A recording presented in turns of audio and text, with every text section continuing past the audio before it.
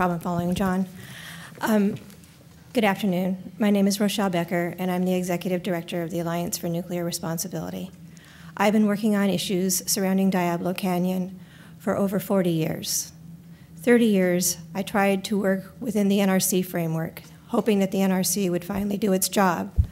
And when they put in the dry gas storage at Diablo Canyon, there were two issues that were raised.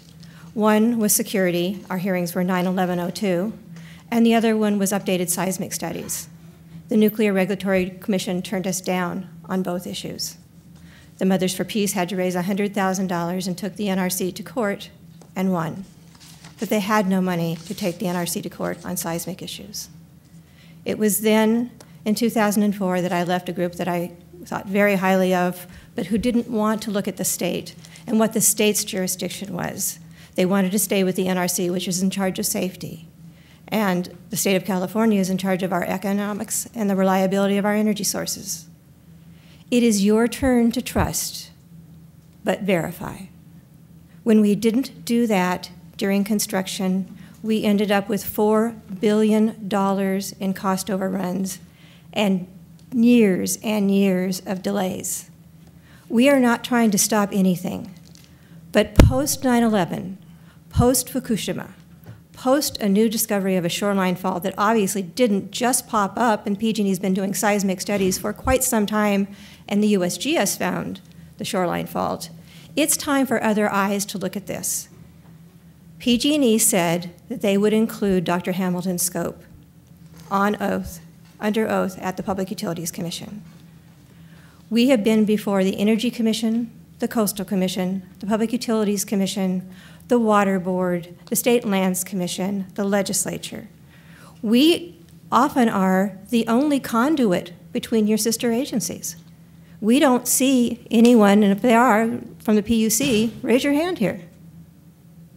They're going to make a $64 million decision, somewhat based on your decision. They're not here to listen. PG&E cannot be trusted to do this work without looking over their shoulders. It doesn't mean that they're bad people. They're people who want to get the study done quickly, move on to license renewal, operate that plant for another 20 years. They have also filed for a license renewal amendment for their seismic design basis with the Nuclear Regulatory Commission, and that's in limbo. There are many things in limbo, and it would be very difficult for this agency to say, we don't have the authority to do it, and then go ahead and pass an EIR, an EIS that goes forward. I'm a ratepayer. I have paid a lot for these nuclear plants. Currently, I'm a ratepayer in San Diego as well as San Luis Obispo County. So I'm paying for one that's not even operating. This state needs to look carefully at nuclear power. Yes, it provides megawatts, and yes, it provides jobs. So did Fukushima. It provides neither now. Thank you. Question. Mr. Krause, I'm not sure who the proper person from PG&E is, but I'd like someone to respond to the issue of Dr. Hamilton's testimony before the PUC and whatever promises were made. Just, can you come up, sir?